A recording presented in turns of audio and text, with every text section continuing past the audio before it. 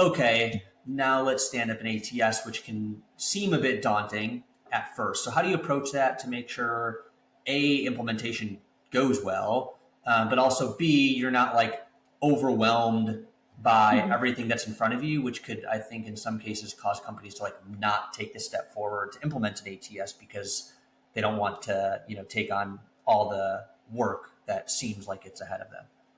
Yeah. And I will tell you just a little anecdote. So right after I started at ADM, we were struggling with our payroll company.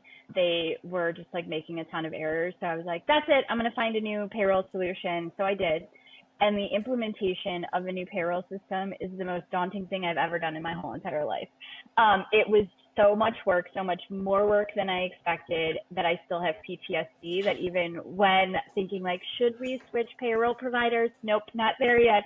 Can't do it. I think the timing for us was great because it was the start of the year. So we were really like starting into it. The best thing about the implementation is that the process that was set out for us through Spark Hire was so seamless that it literally was like, we're going to do it in chunks.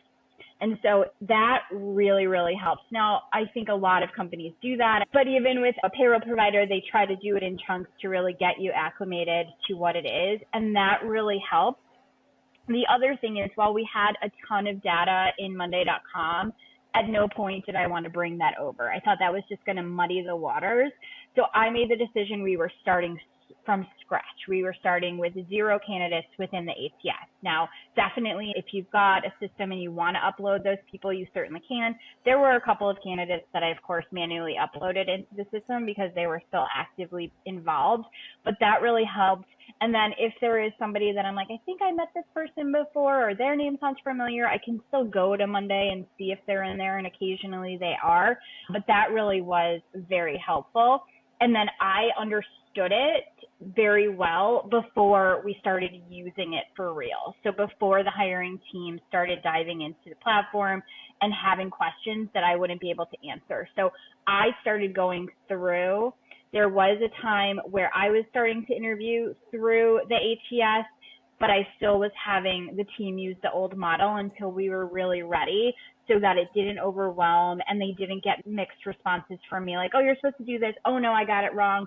So that it really was very thorough. I think it was a 4 to 6 week process, but it did really make it very smooth for us to transition. So you definitely have to set a good chunk of time to spend time with your implementation specialist and really diving into the platform, because just like anything, it is, a totally new world.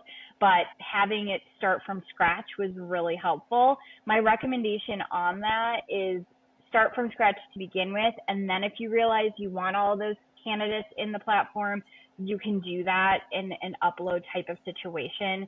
But I feel like if we started that way, it would have just been so messy to not have a fresh start.